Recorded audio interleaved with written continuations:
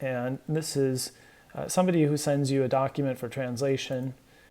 And let's say that the client has already approved the translation, or they said, okay, go ahead, do it, or we need that translated as fast as possible. So I'm just going to take that and drag and drop it into Wordfast. And that's going to launch my project creation wizard with the source file already added. And I need to change a few things around here. So we'll look at the first thing first, is project name. I'm going to show you the way that I generally organize my projects, which would be something like this: 17 for the year, 09, and then the number of the project that it is during this month. So this is the 6th project perhaps that I've run during the month. Then I would put the client name on there, then a hyphen, and then something about that document. So what is Wordfast? That's what was in the document, the content of the document, just so I know when I'm looking at that project what it's all about. Again, you can organize things differently. You might have just one single project per client, per language pair. If you're working in-house, you might just have one project and you call it, French into English into French, or Spanish into English, and you just bring your documents in one by one and translate them and generate your target files.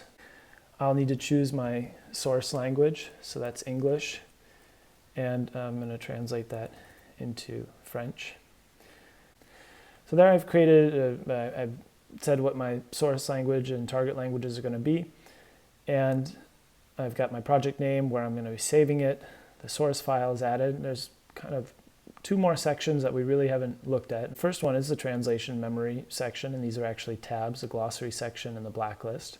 So for the translation memory, I'll go ahead and I'll create a translation memory, and this client name is Apextra, and I will call, that's going to be an English to French translation memory, and it's a Wordfast memory. You can name your translation memory whatever you like. What I recommend is that you remain consistent with the way you name things. So this is a system I use. You can use it differently. I like to know who's the client's name, and I'll always be using that translation memory for that client, what languages are in that translation memory, and the directionality. And then I add in there WFM, so I know that that's a Wordfast translation memory, as opposed to a glossary or some other folder. And then I'll browse to a location. I want to save that somewhere. So I'll save that to my memories folder that I'll have somewhere on my computer, again, saved. And then I will click on OK. That'll be primary memory. No point in making it read only. I want to be writing to that translation memory. Remember, that's our database. So then I'll click on OK. And the next thing I could do is I could also add a glossary if I want. So do the same exact thing. Create, I call it the same thing, FR, except this time WFG. And the location, instead of it being in my memories folder, I'm going to put it in my glossaries folder. So client name, source, target language, WFG for glossary. Again, you can name them however you want, whatever makes sense for your business and how you're working with the clients you're working with. Then I'm going to go ahead and create my project. And I get a message that tells me what's happened. I've added some files, translation memories, blacklists, etc., but no blacklist, no reference files. A bilingual TXLF file has been created. So what happens is Wordfast took the Word document, it imported all of the text into what's called a TXLF file. So it created a new file, which is just a simple text file that extracts all of the text from the Word document that we need to be translated. At the end of this entire process, you're going to create a new Word document with the actual translation in it. So at the end, you'll end up with 3 documents: the source document, the bilingual TXLF file, and the target document. And this TXLF document is always created, it doesn't matter what file format your source is, if it's a PowerPoint, if it's an Excel, if it's HTML, if it's InDesign, FrameMaker, whatever, it's always going to extract the content and put it into a bilingual TXLF file. So I'll click on OK, and I also have this little option here. It's going to open the created project. So when I click on OK, we're going to see a lot of things change. So keep an eye up over here and look at see what changes. Okay. What happened is when we opened the project, we went into a different view. And so if I look at the Wordfast Pro drop-down, we can see that the current view is highlighted in bold. So we're in this current project, whereas before we were in this project list view. So if I click here and go back, that gives me the overview of all of my different projects. And this gives me, once I've opened a project, it shows me my currently open project. And there, we can see that there's a lot of tabs that have changed, and this is kind of everything that's related to this project, the files that are in it that need to be translated, the project translation memory, the project terminology, that's the glossary that we created earlier. Here is where the report is I was telling you about, the analysis report. We can see it here. Here it's a little bit different, slightly different, because before the TM matches and the internal fuzzies were combined into one thing. This is an option. You can have them separated out or combined. But this just tells you what's similar within the document, and this tells you how it is compared to the translation memory. So there's nothing repetitions, there's no fuzzies in there, so this is going to be a long, hard, grueling translation that you're going to have to do, 53 words. Okay. The reference files would show up here that I could double click and open up those reference files if necessary. If I've got any questions at this point, I can click on the help menu and click on help, and it will open up online to an online help. Since I'm here, we'll just talk about, this is where you can get updates. I know that sometimes when you install the default factory settings, it doesn't install all of the spell checkers. For example, the English Canadian spell checker does not come installed by default apparently. So you can go in here under the Wordfast Pro update and choose some additional dictionaries if for some reason your dictionary isn't working and it says it's not been installed. And then here's where you put in your license once you have license. And finally, this feedback. If you've got some feedback about the tool, things aren't working the way it should, or you've got a great idea, feel free to submit some feedback and we will get back to you. So that's this project environment. You're probably thinking, okay, well, let's go ahead and let's translate. So on the project files, I have a file, that file that needs to be translated. If I just move this out, we'll see that the name of this file is now .docx.txlf. So that's that file. And if we go ahead and look at the project that I just created, remember we saved it in the projects folder and we called it 170906. And Wordfast started creating a folder for me. It created a folder and it created a source folder. So it saved that document inside the source folder, the original source. So remember, it was just in my email. I did a drag and drop from my email there, and now it's saved it somewhere on my computer into a source folder. Then it has an FR folder. I could have multilingual projects, so if I was translating this into Spanish as well and Italian, then I would have a ES and an IT folder as well for those translations. So we look in the FR folder, we see that the report would be in there, and then also this TXLF bilingual document. It's just to give you an idea of what's happening on your computer, on your hard drive, where you're saving these files when you're working with the tool, and how Wordfast is creating kind of a project folder organization and structure for you. Okay, so let's go ahead and I can translate that file by clicking on Command O, or I could double click, or I could click on translate the file, and I'll just go ahead and double click on that. And now I'm in what's called the TXLF Editor. Okay, you see that we have a few other views we won't really look at today, but TXLF Editor is this one. This is the main thing that you're going to work in. And when you start off your translation, you're in this translation tab. Pretty much one of the most important icons and shortcut keys that are very important for you to remember is this next segment.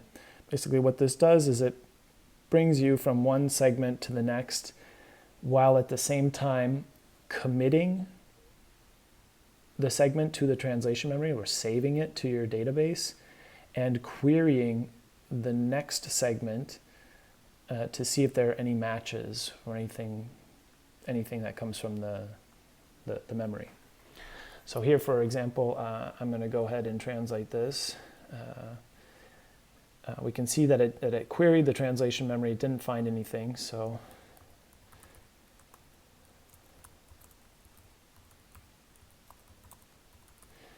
and there I've got my first translation.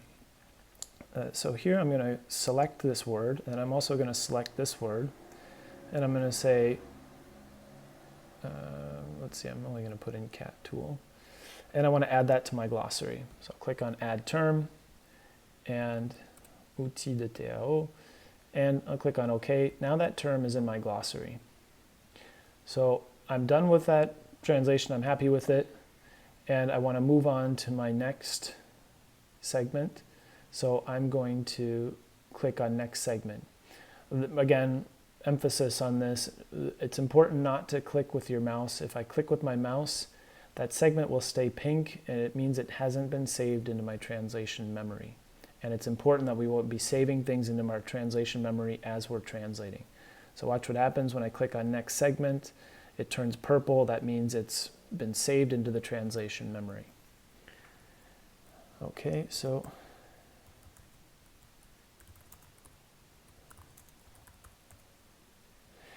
as you can see, when I start typing outil de TAO, I have a pop-up that tells me, oh, this is in your glossary. You want to just automatically insert it. And if I press the enter key, it puts it in automatically.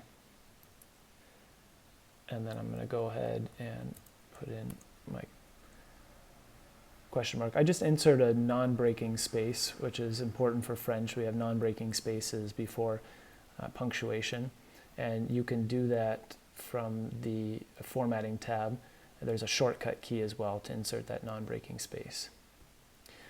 If I decide that I want this to be in lowercase, I could put my cursor on it and press function shift F3 on the Mac, or just shift F3 if you're on a PC, and I can kind of change that case on it using this automatic case changing shortcut. I'll go on to my next segment, and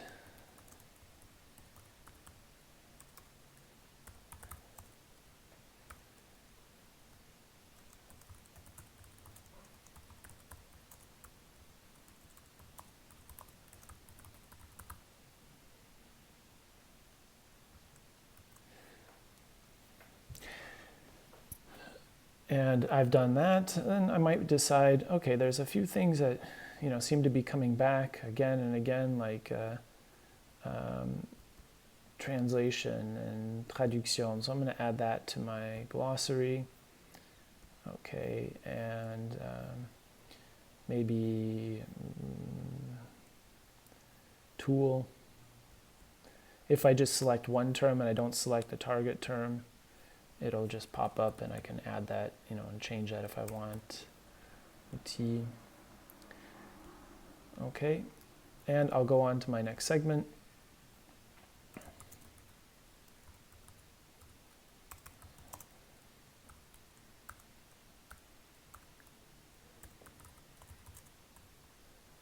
And there we have the automatic terminology insertion, mémoire de traduction, and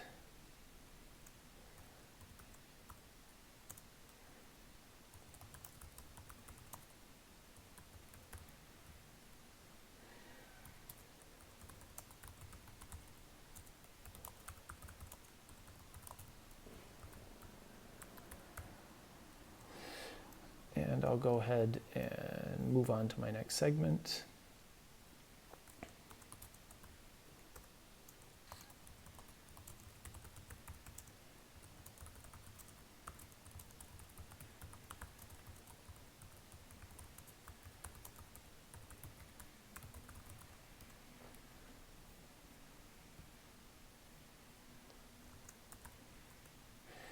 When it finds words that are capitalized and it's looking at it, it's imagining that those might be proper nouns, the first word, but also things like names.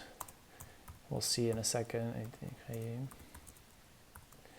Yves and Yves Champollion, so I can automatically insert that. In French, again, with that case changing shortcut, I'll repeat it again, Shift F3 or function Shift F3. And it changes the case automatically. And then I do next segment. It says it's reached the end. Do I want to go on? No, that's fine. I'm happy with that.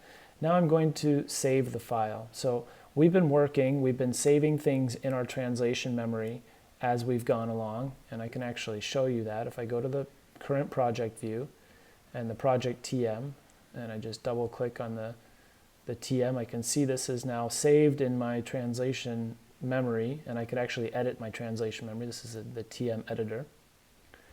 However, what hasn't happened is I haven't really saved the TXLF file, which ultimately becomes the final translated file or is used to create the translated target file in the end. So I want to go ahead and save that real quick just to save my work. And we'll notice that the little asterisk had disappeared over here on the file once it's been saved. Next thing that I would want to do is probably run a transcheck. So I'm going to just double check to make sure there are no errors in this file. And I'm going to introduce an error just so you can see what happens when you have some mistakes. Maybe put a double space, and I'll save that again. And now I'll just transcheck that document. So it opens up a report where I have a kind of a summary of what happened and what's going on. Oh, it looks like, okay, there's some capitalization errors. So this is transcheck is really quality assurance, quality control that you can run at the end. It's looking at some punctuation things. You know, again, here's that error that I inserted. Spell check. Oh, look at that. I put in and instead of a. And Wordfast apparently should be fast food.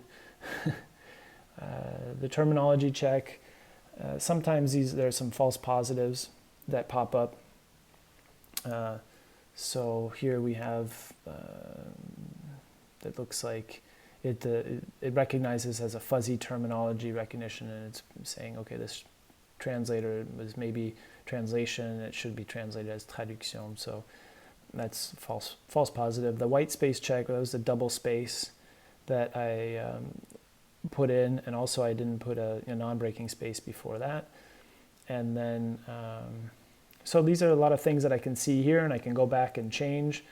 And in the tool, I can actually, I have a transcheck window down here, and I can see all of these errors. I can see, okay, this is incorrect terminology. Well, that's a mistake, so I'm going to ignore that. And there's a double space. Oh, really? There's a double space? Well, where is that? So here I can look at, show all the white space characters. Some people prefer to see it like this. I can see that there's this double space right there. Okay, I'll fix that. And now I'll refresh, and that error should probably disappear, and it does. And I'll go on to my next error. And it says, okay, there's some capitalization mismatch, or that's not a problem. Oh, okay, the punctuation is no good, so I'll change that, and I'll refresh. And then there's a spelling problem, and that's something I can ignore. Go on to my next error. And here we have punctuation check, and this is false positive, so I'm going to ignore that warning. Also, again, false positive. And just ignore these ones. I'll spelling check, and so there's that one mistake. And I'll refresh. Okay. And let's see, spelling check, so TM, I'll leave that the way it is, and tool, and I'll ignore both of those warnings. And then all of my status is clear. I will again save my file. You'll notice what happened during this Transcheck and me changing things, that these segments have become pink. And this is important because now what's happened is I've modified the segments in the document here, but I haven't committed them to the translation memory. If you remember, when I was doing my translation, when I would press on next segment, it was committing that segment and then moving on. So if I click on something like this, let's say Wordfast a été créé par Yves Champollion, let's see,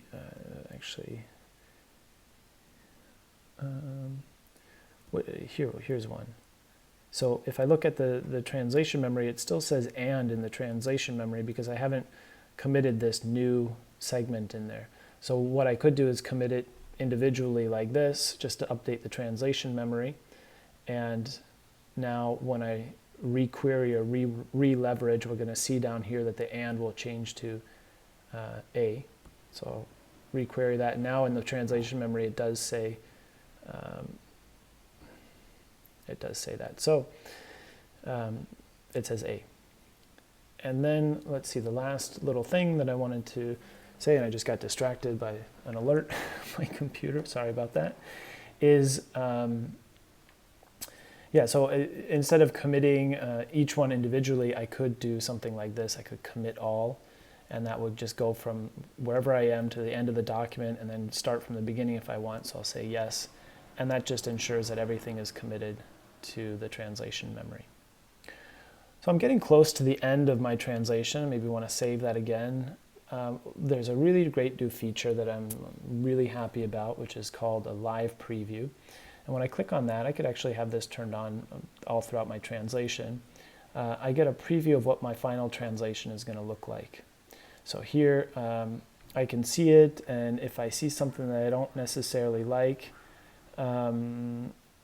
then I could go back. Like for example, let's say I don't really like that how it has the outil in capitalized. So if I click on it, it brings me right to this segment, and I can make this change right here. And once I make that change,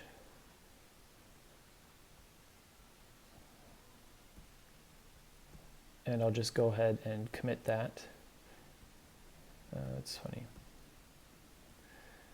We could also take this and undock it. So if you have multiple screens, you could put this on another screen and see it. But so I just changed that, and it will update that in real time. So now it's the O, lowercase o. I'll go ahead and put that back in the doc, but I'm going to put it on the, this is a new feature, and this is a beta version, so there's a little bit, I'm surprised that it's not showing all of my icons there. I think it's just because of the size of the window is not big enough to show the icons. There it is. It's just this big chunk is too big. Otherwise, I could also put this at the bottom of my screen if I wanted, and see what it looks like down here. So, and again, let's say I decide, okay, I want to change that, so I'll go ahead and change that back to lowercase and commit it, and then it changes down here. So I'm pretty much done and happy the way that my translation works. So one of the final steps that I'm going to do would be to I save this again, and I could from here click on Save File as Translated. If I do that, it's going to pop up, give me an option to save the file as translated, and then I'd have to choose where to save that on my computer. But what I actually prefer to do would be to close. Oh, another thing too is you can get a bilingual table. Some clients request this.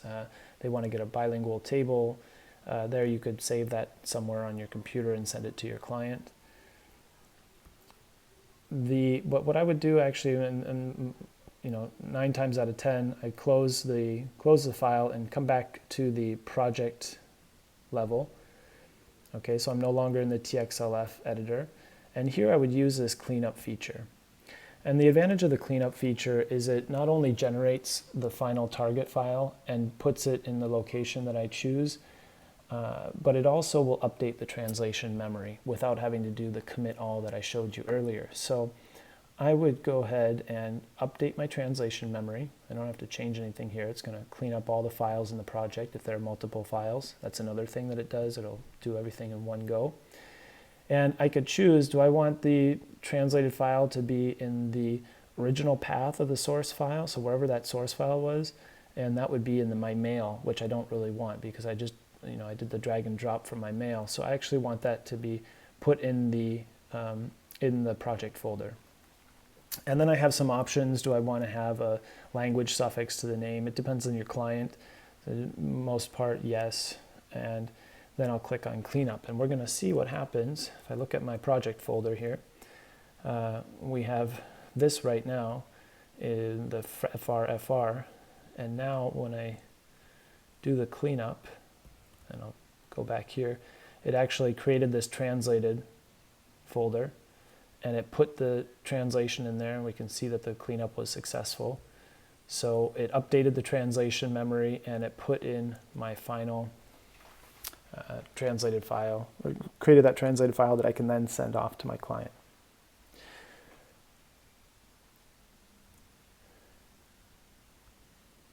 So one last thing before we finish up, and we're going to say that this project is done. Let's say the client comes back asking, we updated that file, we want to do a new translation, can you we have a new file for you. So I'm going to go ahead and look in my email and see that I've got another file from that client. And so I'll go ahead and create a new project, but this time I'm going to reuse a previous project. And when I reuse a previous project, it's going to grab my translation memory and my glossary and all of the specific project settings, which I really didn't look at in preferences in the initial translation, and use the same thing as the previous one. So that's a really great feature. Then I would, probably what I end up doing is copying that name and putting it here and making a little changes. Okay, what is Wordfast version 2? I'll grab that source file, new source file there, drag and drop it in.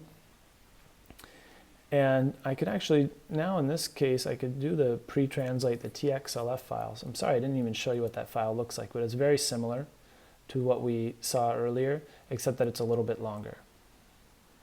So I will go ahead and pre-translate the files with my translation memory and create the project at the same time. And then I'll go ahead and open it. And we'll see that actually part of it has already been translated. I could look at our report and see what the report said about that. Okay, there's been some segments that have been pre-translated. There's been 5 of them. They call it leverage, but it's basically been pre-translated them. They are 100% or 95, context matches, etc. And if I go ahead and open that file, we will see that it's been translated. And some of the differences is 99 is coming up from the difference probably in the formatting, where this is bold now, and previously it wasn't. So I'll go ahead and highlight that and make it bold. Editing those things. There's another filter that I could use which would hide all these 100% in context matches, because I don't really need to translate them. And then if I apply that filter, I just see the things that I need to translate and not be distracted by them. So I'm going to wrap it up right there.